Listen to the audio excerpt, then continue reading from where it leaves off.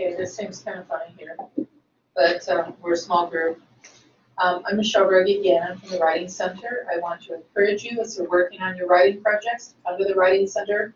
We're located next door over in Ivy Weeks Library, room 133, next to the library, or sorry, next to the elevator, in between the elevator and the presentation center. And the next workshop I just want to mention is the write-in, which is a 4-hour endeavor. We'll have free food and drink that night. So a week from tonight, if you are working on any kind of writing project, come, because half of the room will be devoted to writing, so you can just work on your writing on your own. And the other half, there will be writing consultants on hand who assist you with your writing, and we'll have free food and drink. So take advantage of that. You can come in, drop in anytime during that time from 7 to 11. Toward the end of this workshop, we'll distribute comment cards. And if you need an instructor notified, you can put your instructor's name on the card. If you want PAW points, put your student ID number on the front of the comment card. And so if you have cell phones or other electronic devices, good to mute or turn them off if so you don't distract yourself or others around you, unless you're taking notes on it, of course, the device you're using. So, okay. So, for those of you who want a purple sheet, we have a few up here, information about the Writing Center. Anybody want a purple sheet? Need a purple sheet? It's got our contact hours, our contact information, answers to commonly asked questions about the Writing Center. So, okay, we're going to go ahead and get started. Professor Clark has graciously volunteered to lead this workshop for us. Please give her your complete attention. Thank you. Hello, and my name is Prentiss. Thanks for grading the letter. There's so few people. I'm curious. I think we can probably, as a group, like see what you are most interested in talking about, because I have more on the handout than we'll be able to cover. So I wanted to sort of see like what people are most interested in thinking about. Obviously, the title of the workshop is Usable Writing from Seminar Paper to Conference Presentation, Writing Sample, Thesis, Dissertation Chapter, and beyond. So just out of curiosity, there are so few of us, maybe you could just say like why you're here and if there's a particular like aspect of the workshop that you most are interested in thinking about, talking about. I would please start taking with you guys. I'm here for extra credit, but I'll be honest, but this learning has picked up the information that you've given me and using it in my papers that are my finals this year. Okay, got it. So you're an undergrad student? Yeah. Got it. So maybe try and work in some stuff that could be useful for you in terms of revising your work for end of semester. Yeah, exactly. Got it. I am Anita Shrestha, and I'm a grad student. I always wanted to come to one of the workshop, but I never got the chance. But I really want to learn like whatever the presentation is about, like the thesis, because I have a thesis coming up next year. So, and also the presentation of conference. So I think basically like everything that's and for the workshop. So. And what discipline are you in? What's your field? Graphic design. Graphic design. Okay. So you'll have to speak up to like if there are differences in like what conferences are like for persons in graphic design, what sort of shape your thesis takes. So feel free to like chime in at any moment if there's specific questions you have. Jackie? Yeah, I'm Jackie. Honestly, I'm here to just get information, absorb information. I don't have any specific questions. I want to learn as much as I can about everything I can. Because this is all new to me. Being a first-year master's student, doing any conference presentations is it's new to me. I have not actually really had a memoir class for my seminar, and for 20th century studies using memoir. And our seminar papers are memoir. Being a creative writer, that's great, but I've never actually had to write a seminar paper yet, or turn anything into a complex presentation. So basically, I'm just absorbing anything you throw at me. Okay, got it. And you're creative track MA student, Yes. but ultimately you will be presenting like in some form your work, critical and creative, and depending on what you want to do. And my thesis is, I'd already planned it out. It's creative, so. Yeah. We'll see. Some of the things might be useful though in terms of Ellen. Yeah, the graduate stuff as well. And so mainly the conference stuff and also maybe like publishing or think about it after. Got it. You guys? I'm here for to get it. And basically, yeah, just use it for my Okay.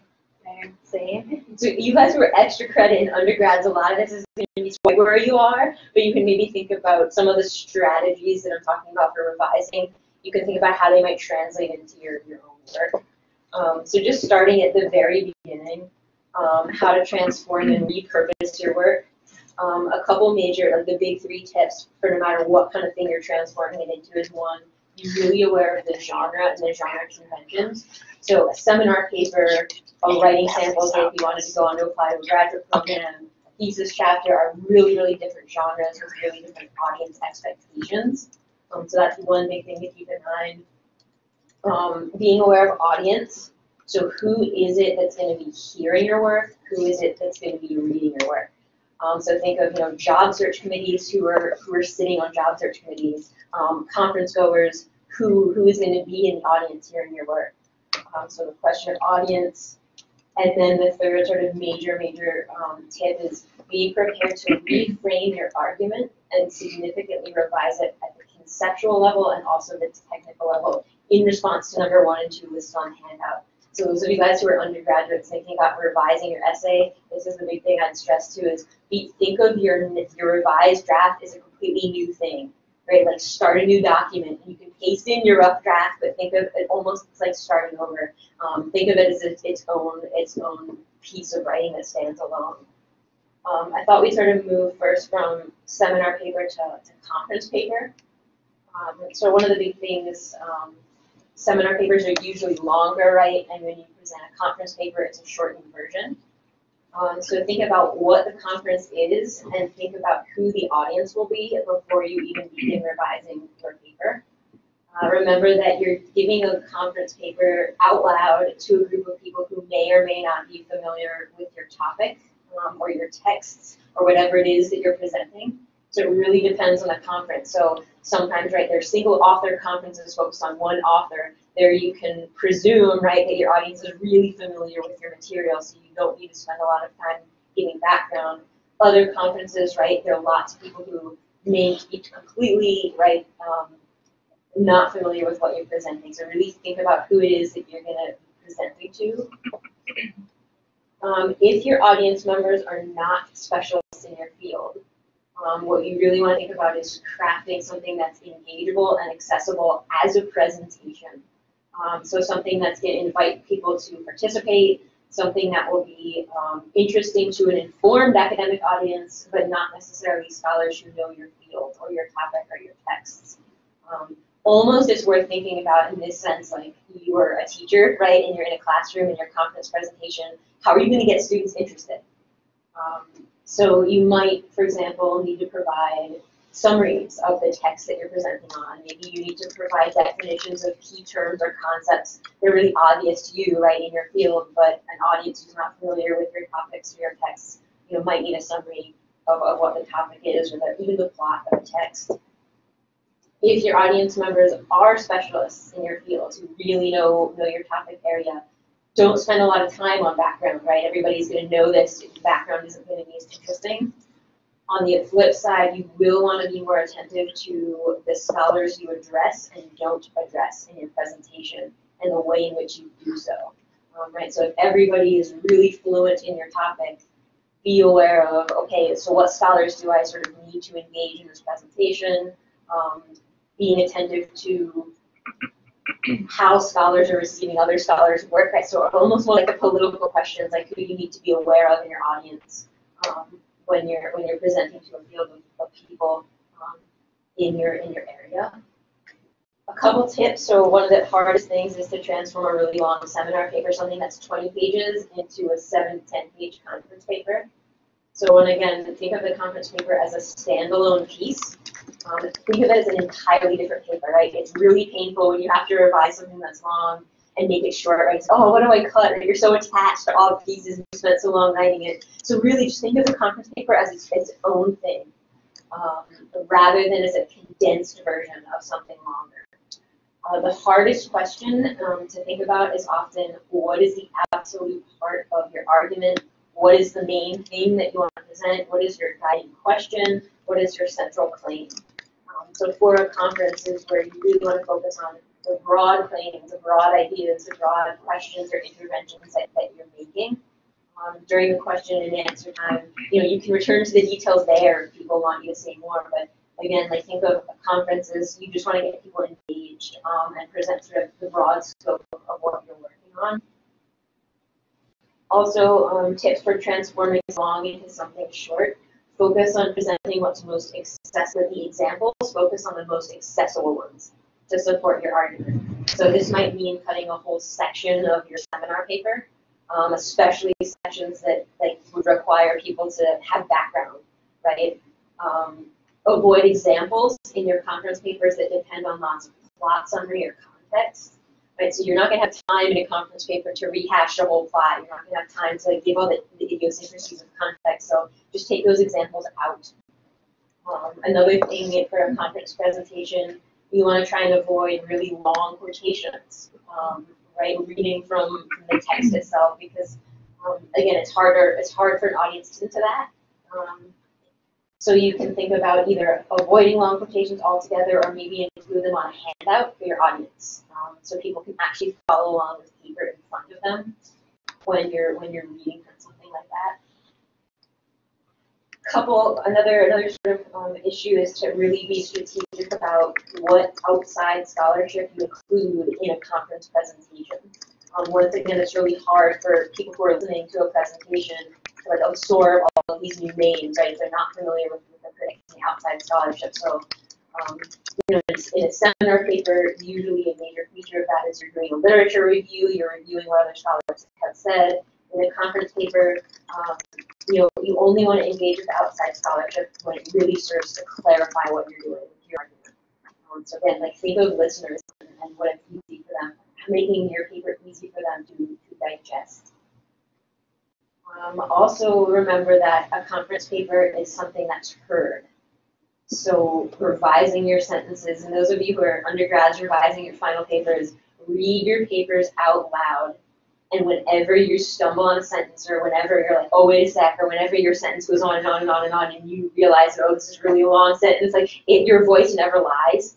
So if you're reading and you're like, oh, wait a sec, that's telling you that you have an unclear sentence, right, that you need to go back and revise. So revising your sentences for conference papers, avoid overly long sentences. It's much harder for audiences to follow those sentences. Another thing for a conference paper that's really helpful for audiences is to script into your conference presentation, informal or conversational asides, right? So you can write it, but deliver it as if it's spontaneous, right? So it's almost like you're giving yourself a chance to look up from your text and just talk right to your audience. You could pause and say, what's really interesting to me here is blah, blah, blah, or I'm happy to return to this point more during the Q&A. And that's also a way to acknowledge what you're leaving out, and that sort of plants a seed for the Q&A, so that if you want people to ask you about something, you can sort of pause and mention it, right? So sort of like the tricks of presentation. It's also like more engaging when someone is not just reading from a sheet, but can look up and look at you as an audience and talk to you. Removing long quotations once again, or provide a handout so listeners have the text in front of them. I would caution you against putting too much on the handout, right? Because at a presentation, you want people to be listening to you, not just staring at the handout. So sort of be careful and strategic about what you choose to put on your handouts. You can also really help listeners by adding signposts into your conference paper. So signposts are very explicit statements about the topics that you're going to address in your presentation, really explicit statements about what you're arguing, why you're maybe transitioning from X to Y. So, lots of times when you write, you want to have really smooth transitions, but a conference paper, you can sort of break that up and just give an explicit statement like, in the next couple of minutes, I'm going to talk about X, Y, Z. And again, that's really easy for listeners to hear what you're doing and to anticipate what's coming next. So again, just sort of adding in what may feel like repetition, but it's actually really helpful for listeners to hear you. So just pausing there for a sec. Anybody have questions about like conference paper or seminar paper to conference paper? Conference presentations in general? So you said like seminar is more like scholarly paper, like very kind of in reference, but scholarly, like an example. Right? Yeah. They kind of argue and kind of take like a proof of scholarly, like someone said that, and then I kind of argue that, right? Yeah, usually in a seminar paper, that's what happens, right? When you're drawing lots of outside resources to support what you're saying. And conference is more like my argument and what I'm trying to do with my project. Yes. Okay. Yeah. I'm just trying. Yeah, exactly. And as long as your argument should sort of at the foundation, like have your awareness of what those other scholars are arguing, right? That there's maybe not as much time in a conference paper to sort of go through that whole history, but have it right in your mind, and you can maybe reference a scholar or two, or during the question and answer, like address those scholars if someone asks. But usually, right, you don't have time to sort of walk through all the proofs in a conference presentation. So people are sort of more interested in like, what are you presenting? What do you think? What's your idea? So yeah. Prentiss, I thought I'd just break in and share what people wrote when you had asked why they were here. Okay. There was a little bit of a delay, but Mary said, I'm a graduate student who could use the assistance in knowing how to write and revise my work to potentially submit for seminars, conferences, publications, and the potential thesis, seeking ideas. And then John wrote, I'm a graduate student who is looking for advice on how to write grant proposals and chapters for my dissertation. Okay, grant proposals are a super different topic. That's going to be much harder to fold in tonight. But in terms of dissertation chapters, we're going to hit on that. Okay. And if John, or I think you said John, yes, I can give him some tips maybe at the end of the workshop about grants if he wants. He can remind me of that. Okay. So thinking about transitioning from, say, you have a seminar paper or something you've written for a class and you want to transform it into a writing sample. So if you want to apply to a PhD program, if you want to apply for a fellowship, this is maybe related to John, or other things. Same tip, same major topic, be aware of the genre of what it is you're transforming your work into. So what does a writing sample have to demonstrate, right? So writing samples all have to show your critical reading, thinking, and writing skills. A writing sample has to show your awareness of disciplinary conventions. So whatever your field is, you have to absolutely master those conventions, whether it's citation style, whether it's how you use resources, right, appropriate use of resources, and whatever other sort of discipline-specific conventions or those things you have to absolutely master in your writing sample. Writing sample also has to show your ability to engage with extant scholarship, so whatever else is out there. So, like a job hiring committee or PhD committee for, PhD programs, is this person aware of all these other scholars? So again, demonstrating your awareness. And then for, obviously, a writing sample or something used for a fellowship, it should show that you have original, nuanced, and interesting work, like critical or creative. So really your best, like most interesting stuff is what you want to have it in that writing sample. The same thing here again is be really aware of the audience. So readers of writing samples, whether it's for a job, whether it's a fellowship committee, it's usually a committee composed of people who may or may not be scholars in your field. So job hiring committees, for example, lots of times it's one person in your area and 4 people who are absolutely not in your area. Or fellowship committees, a lot of times it's people from a range of disciplines even. So with these writing samples, with these genres, like you really need to write for a generalist audience. It should make sense. So like me as an English scholar, I should be able in my grant proposal or my fellowship or writing sample to make sense to you who are in fine arts, right? Like whatever I write should be very clear to you. So that's crucial for a writing sample. And the really, like, the difficult part, I think, in the balancing act is that your writing needs to rigorously engage with your own area of study, even as it's intelligible to a generalist readership. So in other words, aim for absolute clarity at the conceptual level, whatever it is you're arguing, and at the technical level, your sentences. So it's a sort of a balancing act. Another crucial thing about writing samples is that a writing sample has to stand alone. Lots of times, if you shorten the seminar paper to meet a writing sample page requirement, sometimes, like, there's a tendency to sort of lose a piece of the argument, and the writing sample doesn't stand alone.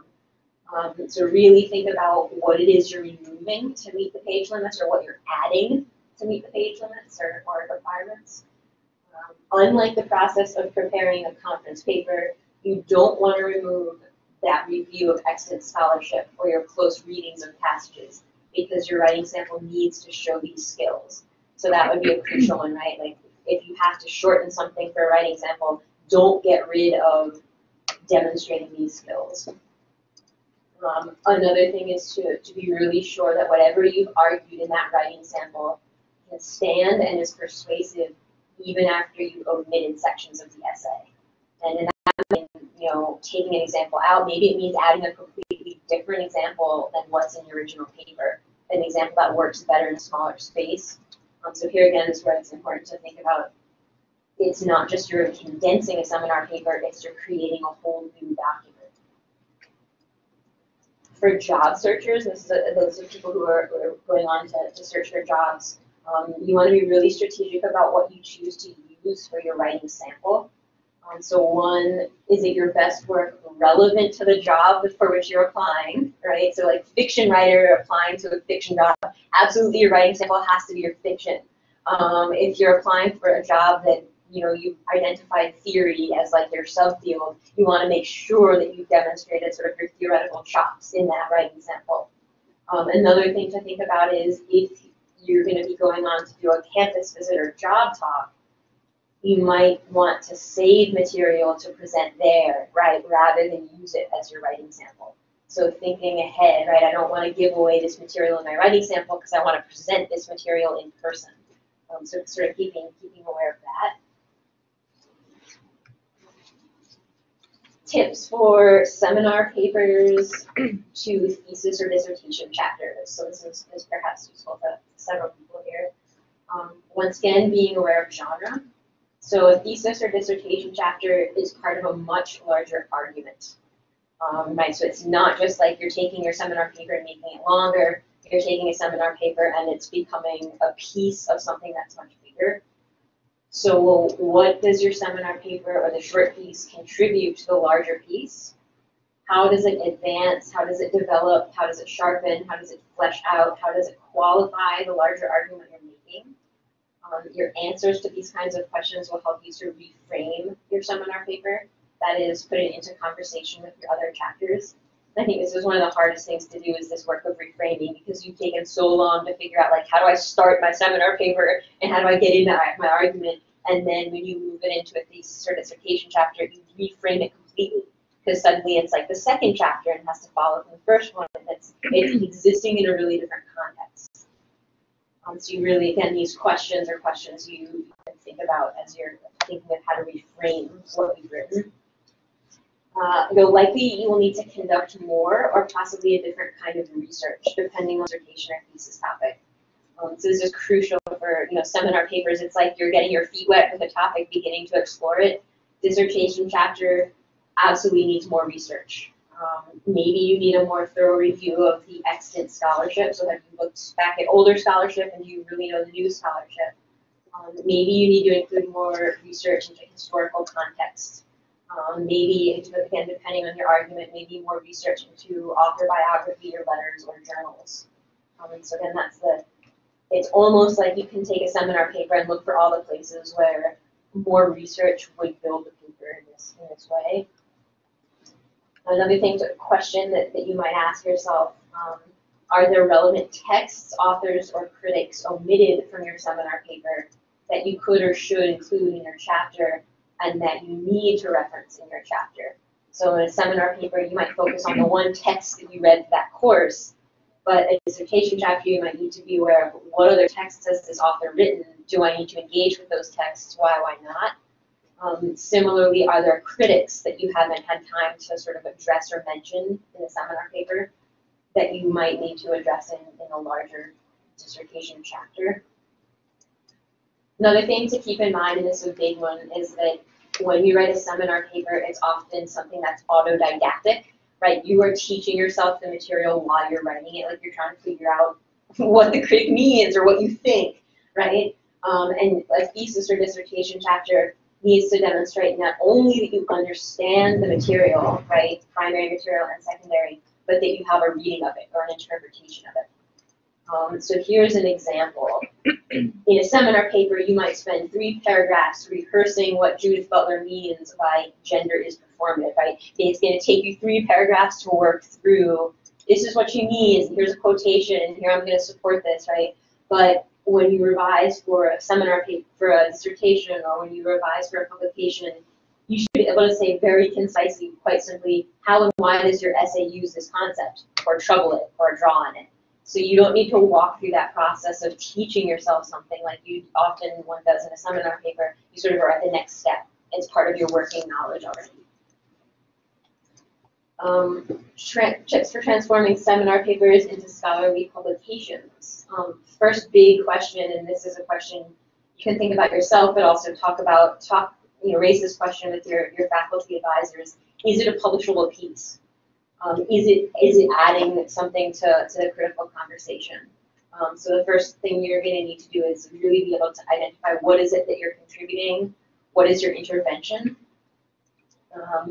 Then you want to think about the portions of your seminar paper that would benefit from further research. So once again, do you need to do more research on the topic itself, maybe more research on the scholarly conversation, theoretical concepts, historical context, all of those things that would need to flesh out the seminar paper. So this is a great list. Where I was at graduate school, the Emily Dickinson Journal was housed where I was in that program, and the editor of the journal was one of the faculty members. So she gave a really, really helpful talk on the sort of giveaways of graduate student submissions to that journal.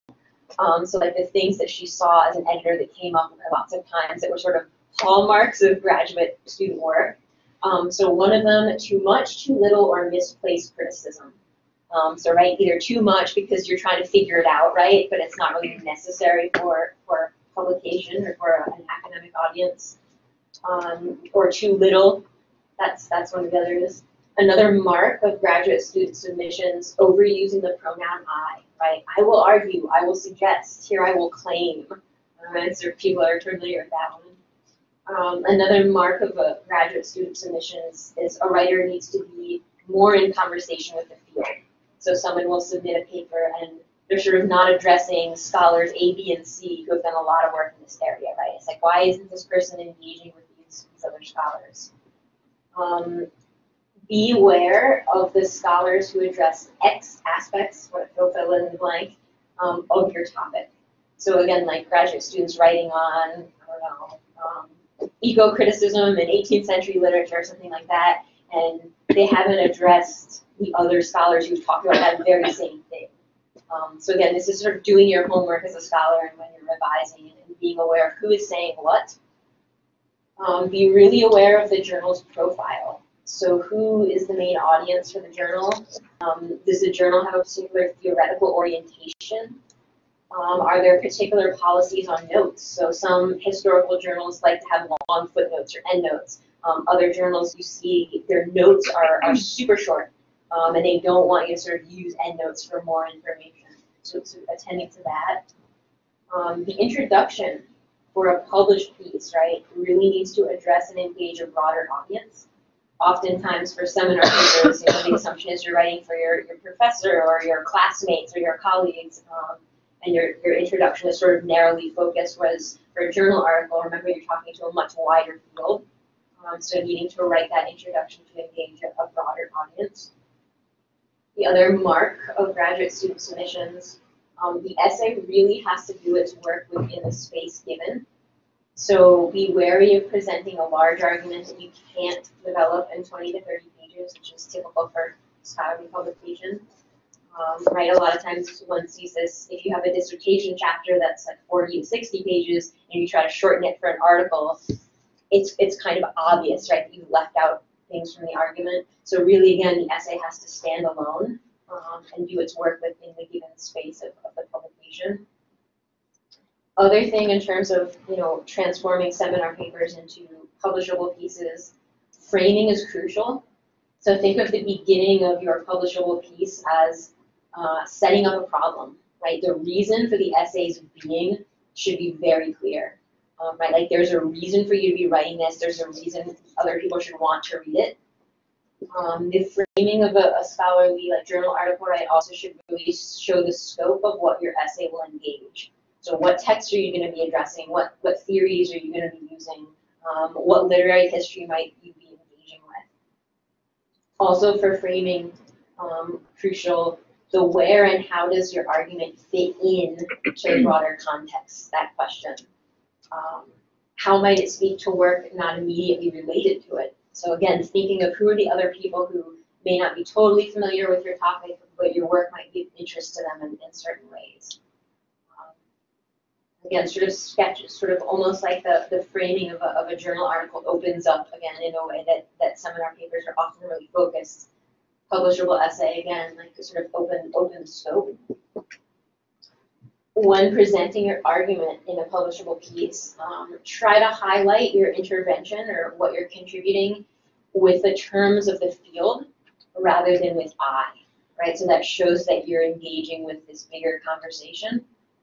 So for example, scholarship on X has yet to fully consider Y. Accordingly, to read Y in conversation with XYZ is to, and then you describe what you were doing. So again, I think of what are the terms of the conversation and use those to help you set up your intervention.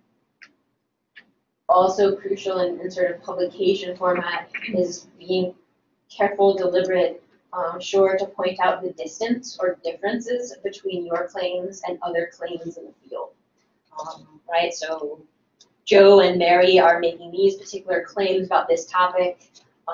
You in your essay comes at it from another angle in these ways.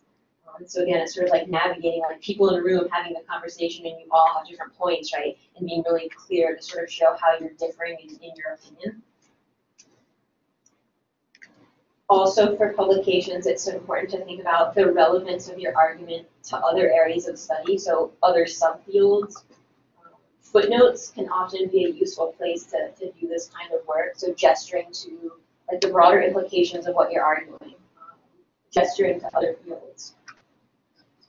Yeah? Because I always get confused with that. Endnote and footnote, yeah. It's always confusing. We need to do a lot of Okay. history class, and I always get confused and I kind of mess up all the time. Art Yeah. history, are you using Chicago style? Yes. Chicago style. So it's Chicago style is usually end notes, right? Yeah. Is it end notes? I don't. It But- varies. And it varies, but it also varies depending on where you're trying to publish your work, right? So some journals specifically ask for endnotes only. Some journals say footnotes. Some journals like endnotes that are simply like citations. Some journals like endnotes that have actually information, content, and citations. So it's really a matter of looking at where you're trying to get it published and see in the journal profile, when you look up the journal, it will say endnotes or footnotes, right? And so it sort of depends on the forum or the venue.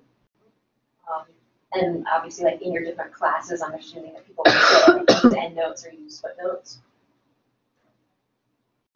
Do we also kind of explain what, so we are referring to the source in our end, but in that paragraph, can we also kind of explain why we Absolutely. can? Yeah. That's different footnote and endnote, or It's still kind of, it depends. One can use a footnote, say, so something isn't relevant or interesting, but doesn't really fit in the body of your essay, right? So you can add that in a footnote, right? So you add, the scope of this paper cannot account for a discussion of X, Y, Z. However, it's important to note blah, blah, blah. So you could do that in a footnote to gesture towards, I'm aware of this, I know it's important, my paper can't account for it. That's one sort of use of a footnote or endnote. Another one, like you say, is for other interpretations or other scholars who have written on this topic, see, Brown, Smith, and Johnson. So like that gesturing towards, here's some other scholars who talked about the topic. That can also appear in a footnote or endnote.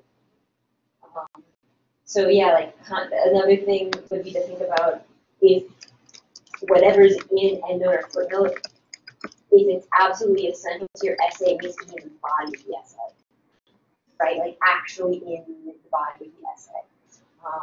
So you want to shove the information or argument outside the body and put it in a footnote when it might actually be necessary.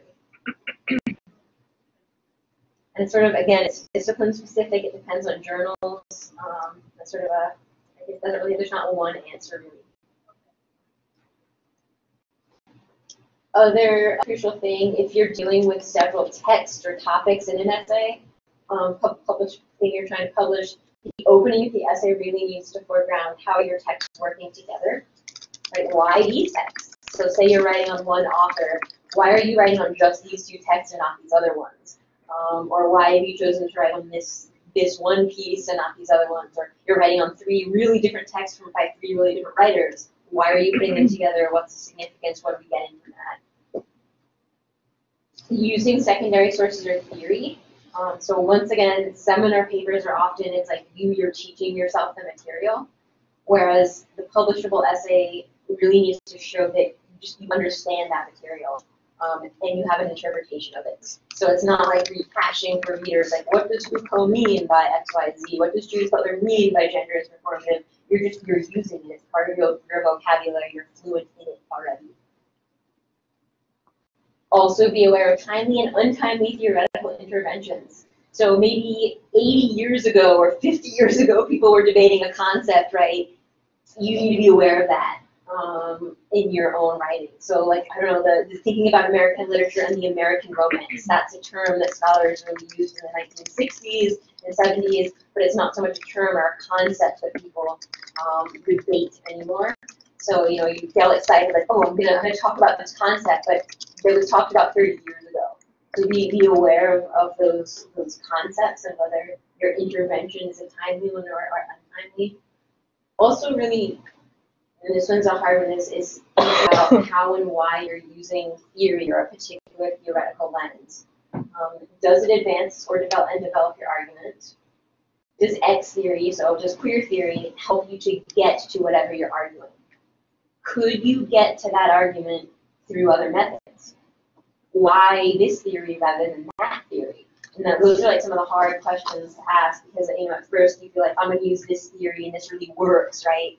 But could you make your argument without it? And that's a tough question. Or someone could say like, well, why are you using this theory rather than this one?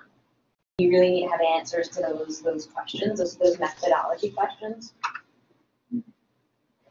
Finding a home for your essay. So like, how do you publish it? Where do you go to look for a journal? This is actually takes a lot of legwork, but it's worth spending the time. Identifying the major journals in your field. Right, so you say you find like the top 5 journals in your field. Look at how the journals present themselves. So what kinds of articles does the journal accept? Are they long articles? Are they short articles? Are they, who is the main audience? Is it a journal for mostly scholars of one particular author, or does it address a wide audience, broad audience? Does the journal seem to welcome all methodologies, or is the journal like most of the articles are use psychoanalysis, say? Browse the latest issues of the journal to see what kinds of articles are being published, right? So you can access through the USC library, like look at the most recent issues and just what are the kinds of articles? Are the essays highly polemical, right? Are they making really strong arguments? Is there lots of close reading in the articles that are being published? Are the articles, do they focus mostly on single text or single authors, or do they span sort of a wide range? Are the articles really theory heavy in the journal, or not so much? Also be attentive to submission guidelines. So do they want MLA format? Do they want Chicago style? Do they want footnotes? Do they want endnotes? Is there a word limit?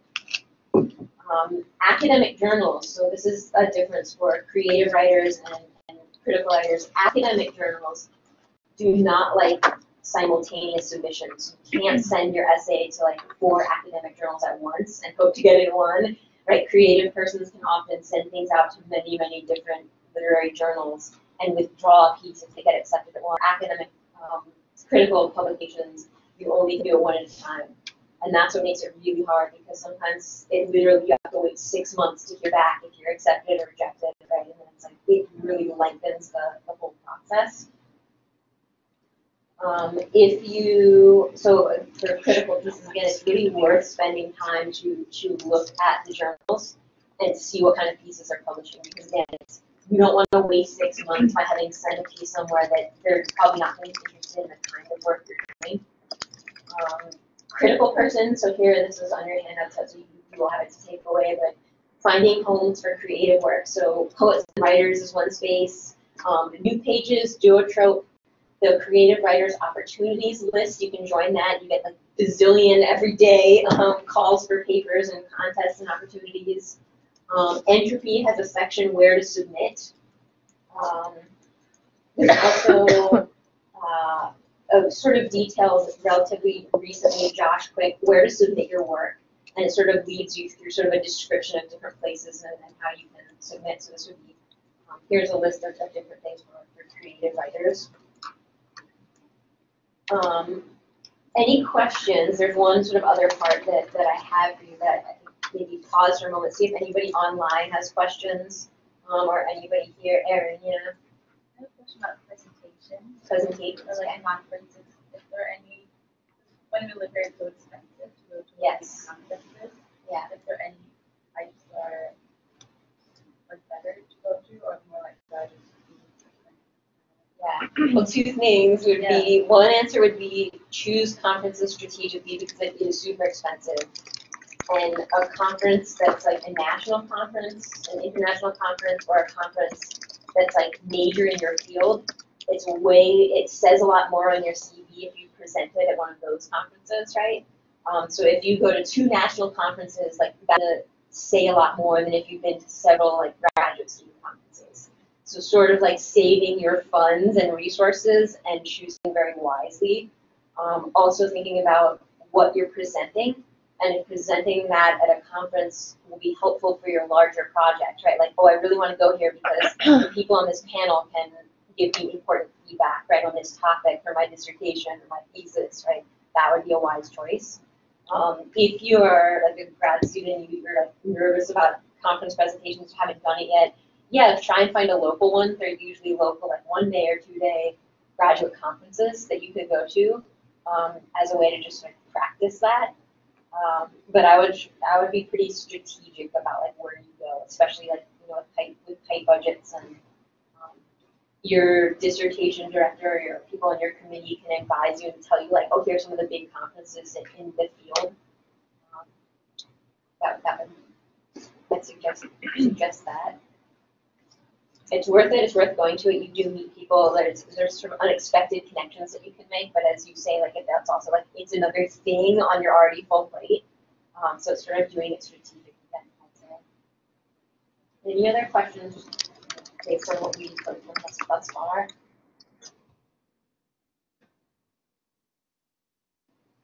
Okay, so the last thing I was going to show you, and these are on your second handout. Examples of rejection letters and requests for revision. So these are all faculty members in the English department who were generous enough to share their rejection letters. And they're actually, I picked ones that are informative. Some of them are not informative, and some of them are not helpful. But these are actually really tell you stuff, tell you information. So the first rejection letter, so the journal this person was submitting to was the Journal of Medieval and Early Modern Studies. The essay was submitted in response to a call for papers for a special issue on space and place in early modern English theater. So the essay that was originally submitted to this journal went on to become a book chapter, so it was a really good essay, right? Like it actually had legs, it had an argument, it became something. The description of the journal. The Journal of Medieval and Early Modern Studies publishes articles informed by historical inquiry, so that would be something you'd really want to pay attention to, and alert to issues raised by contemporary theoretical debate. That right there tells you a ton about the journal and whether or not your kind of argument will fit in it. The journal fosters rigorous investigation of historiographical representations of European and Western Asian cultural forms from late antiquity to the 17th century. Its topics include art, literature, theater, music, philosophy, theology, and history, and it embraces material objects as well as texts, women as well as men, merchants, workers, and audiences as well as patrons, Jews, Muslims, as well as Christians. So here is, the next paragraph is what the reviewer wrote back in response to the essay that was submitted. This essay engages in the potentially useful project of reading The Tempest through non-colonial early modern travel narrative and advice, and it carefully tracks the formal elements of the play. In the end, however, this essay does not seem to get far enough into theorizing space, place, and time. It dips, right, into the fruitful moments in the play, right, only to leave them as one of the many examples of quick references to the temporal and spatial anxieties for characters. These moments could bear more thought. The essay remains quite formal and descriptive then, whereas this collection in the journal, right, that they're calling for papers for, is concerned to lay out more complex problems of spatial comprehension. The author does get into some of these discussions, to be sure, and she knows how to read carefully, but these seem unfinished in the moment. When the author brings in Dissertation, for instance, to talk about the way space is activated by character presences, she does not relate it to Dissertation's sense of place. She then rightly compares the creation of space with dramatic activity, but talks about drama's representation of space, a term with a specific meaning, right, for a critic that she doesn't address. A smart paper on the place of the Tempest in travel writing and for the Shakespearean canon, but not a piece for the current collection.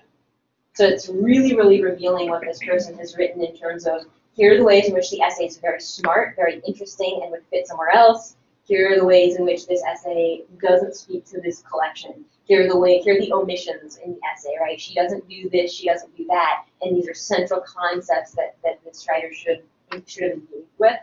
So it's really, really informative. The second example, also a rejection. So this was an essay submitted to the journal American Literature. The description of the journal. American Literature has been regarded since its inception as the preeminent periodical in its field. Each issue contains articles covering the works of several American authors from colonial to contemporary, as well as an extensive book review section. So really, really broad audience, obviously, and huge time span. The rejection letter said, I am sorry to report that your essay has not been approved for publication in American Literature. We are looking particularly for work that reaches out to a broad audience across fields and subfields in American literature. And we find the focus of your essay on Edith Wharton's Summer to be a little less broad than you're looking for just now. We like this essay a great deal, but unfortunately cannot send it out at this time. We recommend that you consider the Wharton Review or Modern Fiction Studies as possible venues for the essay. So here's like a really nice rejection letter because it's saying like, look here and look here. This journal tries to reach a really, really broad audience. Your essays only focus on one book, right, in a sort of very specific way. So you might try, journals, Wharton Review or Modern Fiction Studies. So here's where like all the time you spend like looking at a journal's profile and the kinds of articles will save you huge time when you're sending stuff out. Third example, so this is Jane Falvin Review, Revise and Resubmit. I won't go through all of this, but it's kind of revealing and this was a lot of it commentary, so I've pulled pieces. I appreciate your patience in the process. Happy to be writing with the referee reports in your article. I'm attaching the 2 reader reports for your essay, which has been marked Revise and Resubmit. To be candid, while your piece shows definite promise, it will need to be substantively revised to be a good fit for this journal. Nearly every essay that appears in this journal goes through at least one round of revision, sometimes quite a few, so please do not be discouraged. Before we go any further, allow me to explicitly encourage you to revise and resubmit. As you will see from the reports, Both readers find your thesis thought-provoking and of interest. It has potential and can make a valuable contribution to James Baldwin Review. Both readers concluded that your thoughtful comparison of Emerson, Du Bois, and Baldwin is poised to make a solid intervention to Baldwin studies. So here then the editor says, let's tackle the big picture holistic points first. One's really crucial. As this journal aims to court an international, interdisciplinary readership, we seek to publish artwork very explicitly to situate and contextualize writers, thinkers, and the author's intervention.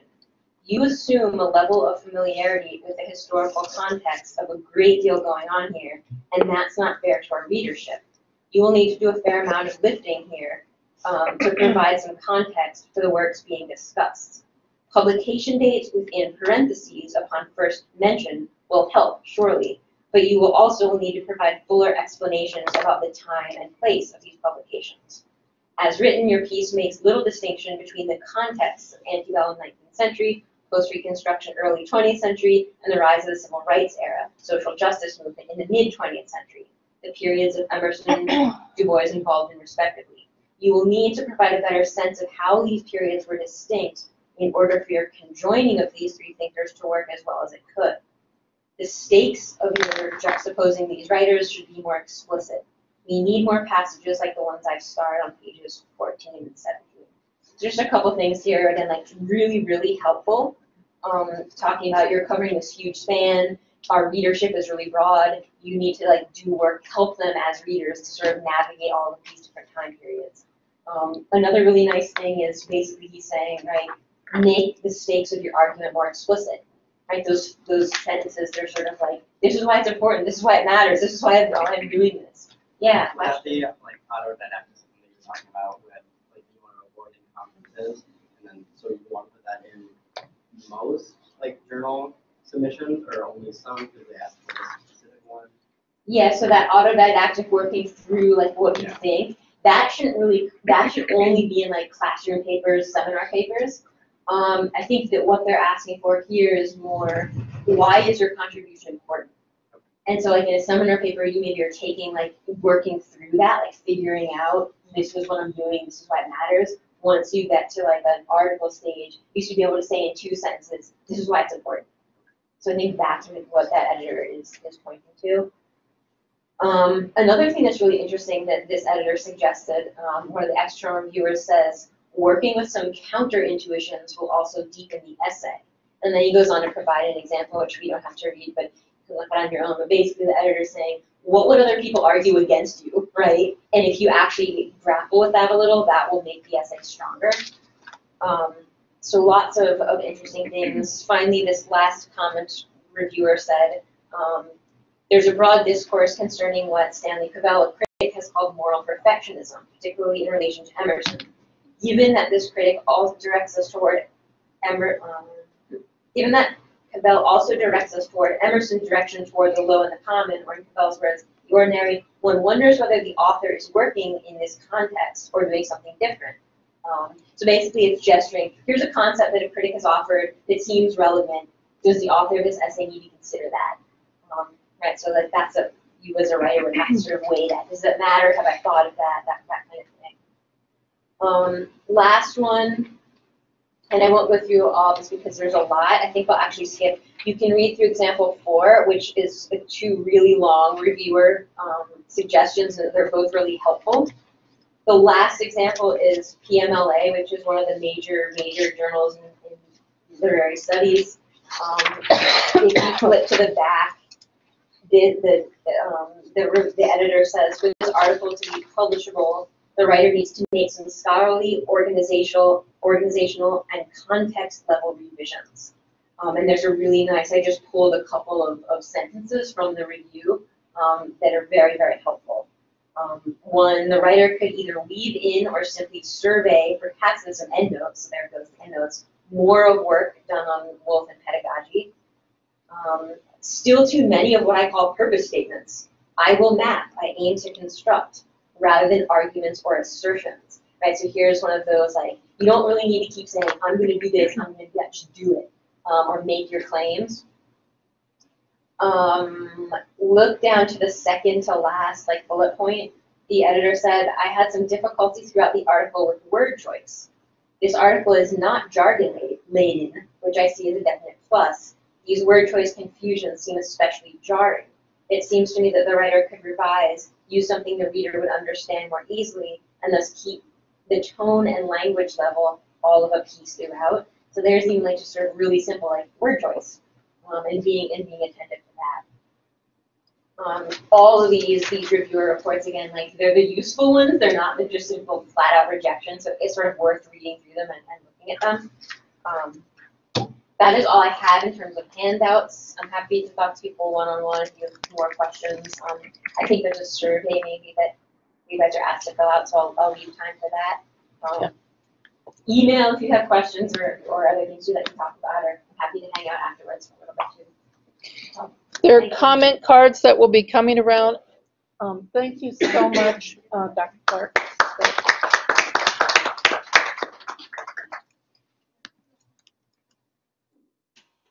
If anyone online wants handouts, I guess you emailed to them. Yep, right? we They did. have them. They have them. Mary says, thank you, Prentiss. Mary Garrett.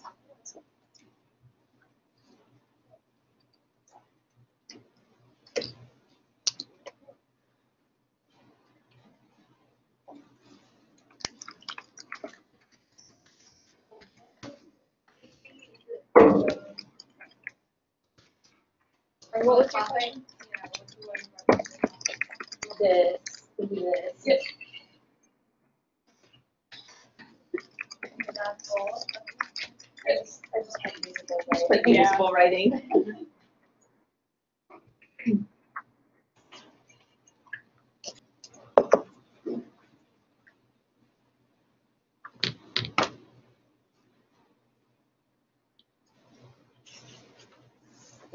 Person who got mine still on there. That's about grant writing. Is that person who got mine still on there? No, he has already left the session.